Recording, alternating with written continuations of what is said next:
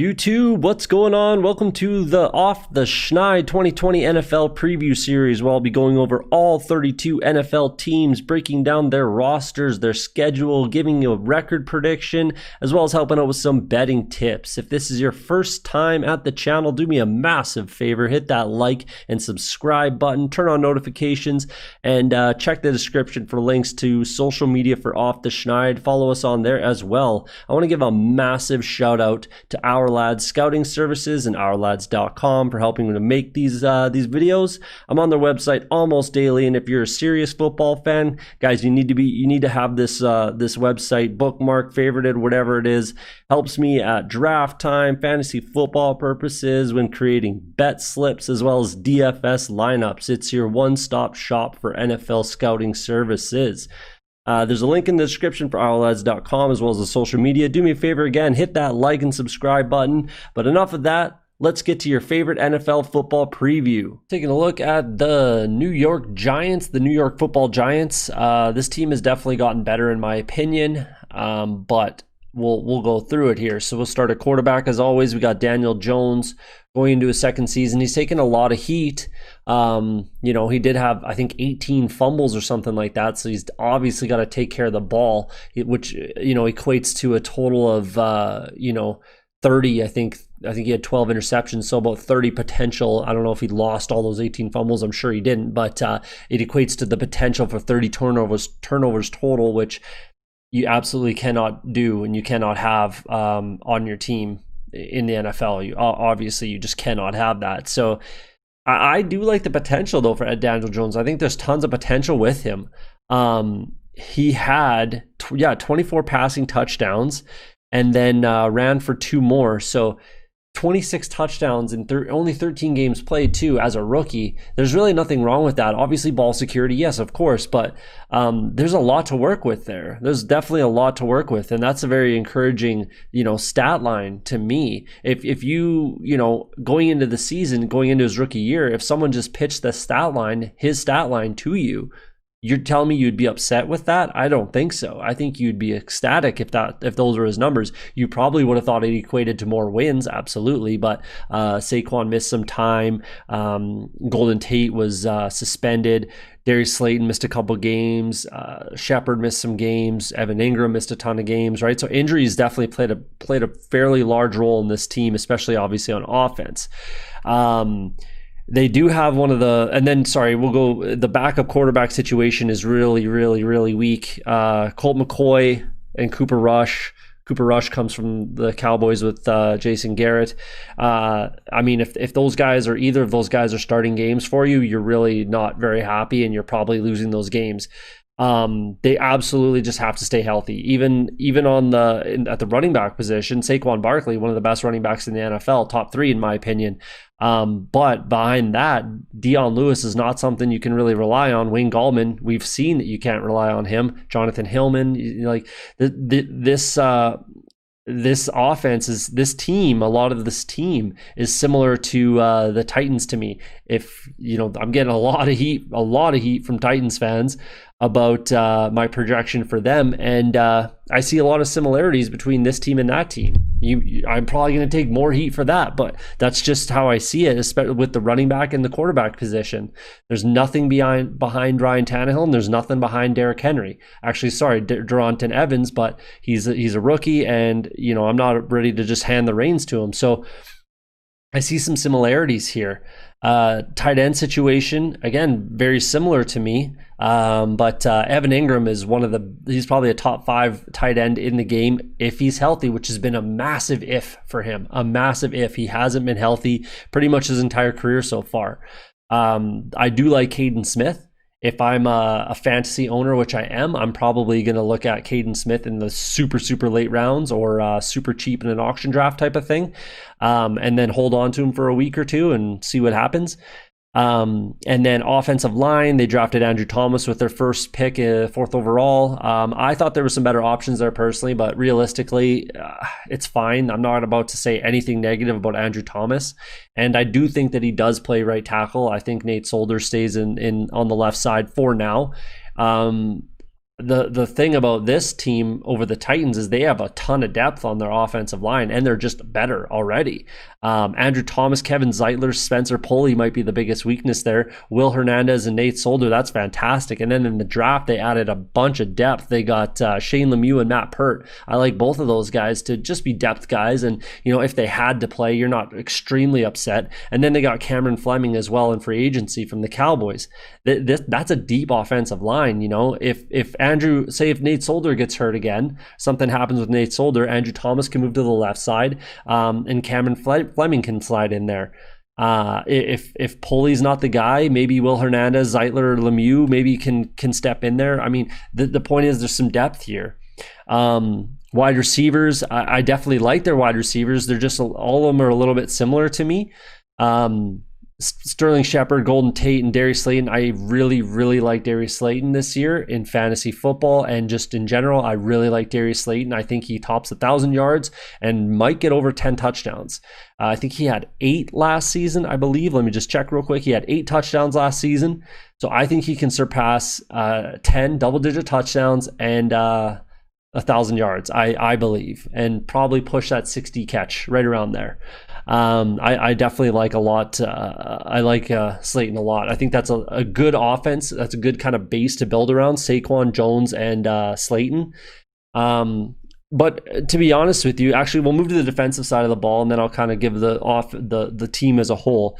New coaching staff completely.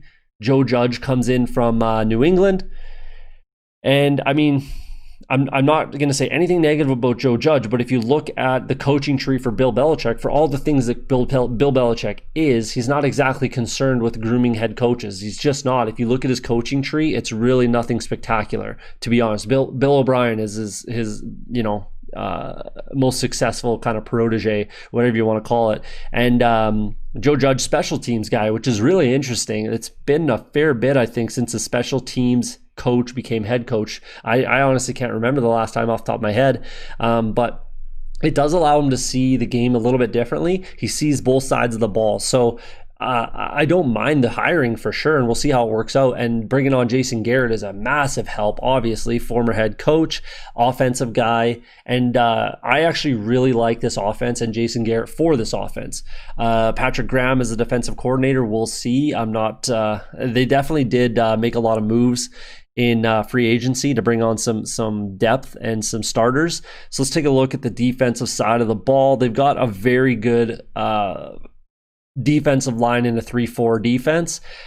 Dexter Lawrence, Dalvin Tomlinson, and Leonard Williams. Leonard Williams needs to get it together and be a massive contributor like he can be. He has the skills to do it. It's just a matter of, I don't know what it is. I don't know if he's motivated. I don't know what you want to call it, but Leonard Williams absolutely has to be exponentially better than he was last season. And there's a good potential that he is, so that should be fine. BJ Hill is there as well as a depth kind of guy, but that's a very good 3-4 line. I absolutely like that a lot. They signed Kyler Fackrell to come in there. I'm not sure if he's going to be the starter or O'Shane Zimines. I can't say his name, probably butchering it. I do like Carter Coughlin as well as another rotational kind of depth guy. Lorenzo Carter, I think, is going to be a bit of a beast. I really like Lorenzo Carter. I think he takes a fairly substantial step forward this season and probably leads this team in sacks. I'm not really sure why they didn't bring back Marcus Golden. He had double-digit sacks for them, 10 sacks. And as far as I can tell, he's not signed by anyone right now, which is really surprising. If you get double-digit sacks, you should be on a team and making decent money. And I thought that this was a good roster for him. I thought he fit really well, but what do I know? So I think Carter kind of steps in, and maybe Carter was the reason that they kind of just let him walk. And Zemies. They signed Blake Martinez as well, just as a kind of run stuffer. And Mayo and Connolly, Tay Crowder, I don't mind. He was a 7th round pick, I believe, and I don't mind that pick at all. So they have some decent linebacker depth as well. I'm just a little concerned with getting after the quarterback just because Leonard Williams doesn't seem to want to play football. I'm not really sure what's going on with Leonard Williams. And if he gets back to what he can be and can do, this team will benefit exponentially for it. The back end is pretty solid. Xavier McKinney, I really like. I really like Xavier McKinney, and he should be an every down player on this defense. It's just, it's weird. It's hard to say because him and Jabril Peppers are very similar. So, and Julian Love's there as well. He's a very good player. Who fits where and who plays where and who does what? That's going to be an interesting kind of thing to see how they work it out and who contributes where and how. But either way, there's tons of depth there, and you're really happy about it. Their corners are pretty good. They're okay. DeAndre Baker, former first-round pick. Sam Beal should be okay. He can play. James Bradbury, they went out and signed in the offseason to a pretty substantial contract. Grant Haley's is capable, and Corey Ballantyne as well. And then they had a bunch of draft picks in the draft. So kind of what I'm getting at, or what I was getting at earlier, is for me, the big concern that I have is that they didn't add too many like real impact players. Andrew Thomas is, and Xavier McKinney could be, but they already have that depth. So that's my only concern, is they're kind of just in a very similar spot to where they were last season. And they're just kind of hoping, I think, everybody progresses as they should. And they could and they should. But that's for the amount of draft capital that they had, I would have liked if they had added a couple more impact players that start kind of right away. And we'll see how it shakes out. But let's take a look at their schedule and their record prediction for 2020. All right, so there we go. We got the low, high, my for the New York Football Giants. I do like the Giants. I like what they did in the draft. I like how much depth they added. I like their team. I like their makeup. I like their coaching staff. I like the Giants. It's just I think they might be a year away. I definitely think that they progressed from last season, but I think they're another year away. If they're on the high side at 9-7, then they could be pushing for a playoff berth this season. I'm not sure they quite get there. I don't think personally. I'm not predicting that they quite get there. I think next season in 2021, I definitely think I'll like the Giants to sneak into the playoffs, but this season, I think they are going to come up a little bit short. That's just what I'm projecting and kind of what I think. 10-1 on your money for the Giants to win the division. It's not an insane bet if you're a Giants fan too. Like, it's not an insane bet, but I just think that the Cowboys and the Eagles are a better team right now. The Giants are progressing, but I think they're going to come up a little bit short. Let's start with week 1. They play prime time against the Pittsburgh Steelers. Very good defense. It's in New York. And that's going to be a tough game. I think that might set the table. Actually, their first 2 games might kind of set the table for how their season goes. If somehow they go 2-0, then I think I might be even light on my prediction here, and they might be on the higher side, maybe even higher than 9-7 if they beat the Steelers and the Bears. Those are 2 good games to get some wins. And they're winnable games. Do I expect them to win both? I actually think that they probably lose both. I mean, the Steelers, it'll depend on where Ben Roethlisberger's at. That's the whole narrative for the Pittsburgh Steelers this season, is where is Ben Roethlisberger going to be?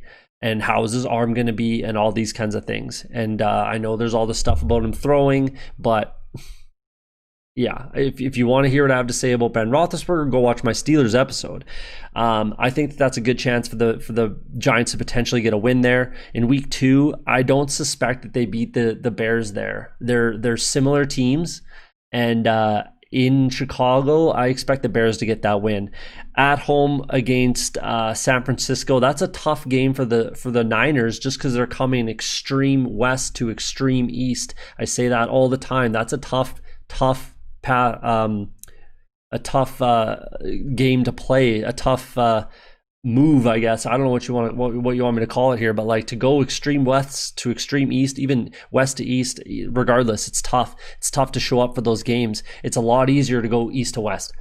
And then they do that the next week against LA in a brand new stadium. Again, that's a similar team to them, one that they could win. It's a tough game, but it's definitely one that they could win. the Rams fans shouldn't be like the most rabid fans out there, to be honest with you. Maybe I'm proven completely wrong, but I don't suspect that the Rams or the Chargers have the most amazing fans in LA. It's just never kind of been the case. Then on the road against Dallas, I expect Dallas to definitely get that win. I really do. At home against Washington, that's a tough game. That's a tough game for them. Washington's got a fantastic defense. They got a really, really, really good defense. Their offense, not so much. I would put the Giants' offense ahead of the Redskins' offense for sure. But if that defense can keep them in it and keep them in the game, create some turnovers, we see how turnover-prone Daniel Jones was last season. If they can create some turnovers, the Redskins can be in that game. At home, let's call it a split with Washington. It's pretty easy for me to say that. So let's call it a home-and-home split with Washington. At Philly, I mean, I don't expect them to beat Philly. And here's the thing: if you're Philly and Dallas, you have to beat the Giants whether you're home and away or away. Same with the Redskins; you have to win those games whether you're home or away, because they're not a playoff caliber team and you are. You have to win those games no matter where you're playing them. It's obviously tougher to win on the road, but you kind of have to win those games. At home against the Bucks, Tom Brady versus the Giants. We'll see. Primetime game, Monday nighter. Should be an interesting game, but I'm probably giving that game to the Bucks, to be honest with you.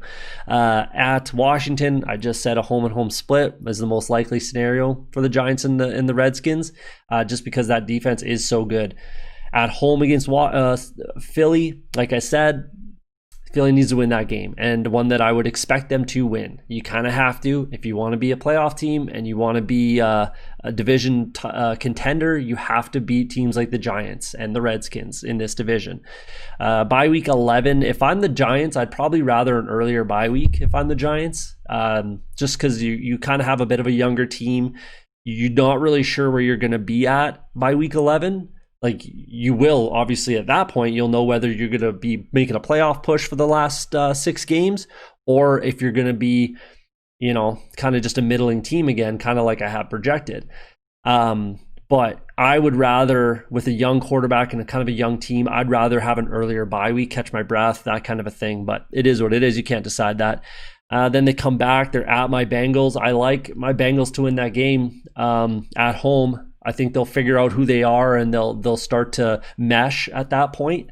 And I think they got an underrated defense. So I think the Bengals probably win that game. At Seattle, I don't really like the Giants' chances in that game against the Seahawks. They're a very complete team. They win a lot of games. Russell Wilson versus Daniel Jones. I'm taking Russell Wilson every day of the week. Then at home against Arizona, that's going to be a tough one too, because their defense is a lot better. It's much improved. And, Nuke Hopkins comes in and Kyler Murray takes a step forward. Kenyon Drake takes a step forward. That's a tough game. It's a winnable game, but it's a tough one, absolutely. And then the Browns at home. I think the Browns win that game. They're a very complete team. Always with the Browns, it's on paper. They're a complete team on paper. They got to play the games. So they got to come out, and that's a team, again, that has to beat a team like the Giants. Whether it's on the road or at home, doesn't matter. The Browns have to beat a team like the Giants. They just have to if they want to be a playoff team, which I expect them to be. On the road against Baltimore, I don't think they win that game. I'm not picking the Giants at all to win that game. And then at home against Dallas, it's going to depend on where Dallas is in their season. If they're sitting starters, if they're locked into a playoff spot, I absolutely expect the Cowboys to be in the playoffs. Just a matter of where. If they're competing for the bye, the single bye, then they're absolutely starting everybody. If they're locked into 2, 3, 4 seed kind of a thing, then they're probably going to be sitting some players, and the Giants probably get that win. But this is a super tough stretch after their bye, a super, super tough stretch of games. So they really need to get out ahead of some of these games. Like I said, the Pittsburgh, Chicago, Rams, if they can get that win at home against the Redskins, those kind of games, and maybe Philly before their bye. If they want to make the playoffs, if they want to make a playoff push, they have to get out ahead of the schedule. Obviously, that's kind of every team kind of would like to do that or needs to do that, but it gets tough after their bye. So they need to get ahead of the schedule, be above 500 type of a team heading into their bye. Yeah, if they're sitting there at 6-4, that's okay. That's very okay. You're definitely in the mix. If they're sitting there at 4-6, they might be on the low side of my projection.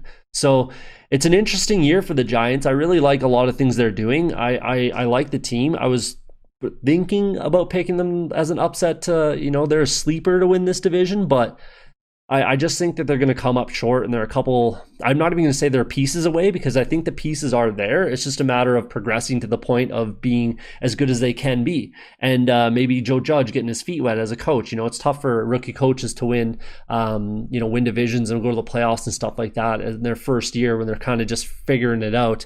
Some guys do, some guys don't, but I mean, it'll be interesting, and this is a big year for the Giants, and one that I think that they should progress to the point where they're expecting to make the playoffs next year. That's kind of my projection for the Giants. So there you go. There's your projection. Let me know what you think in the comments for the 2020 New York Football Giants.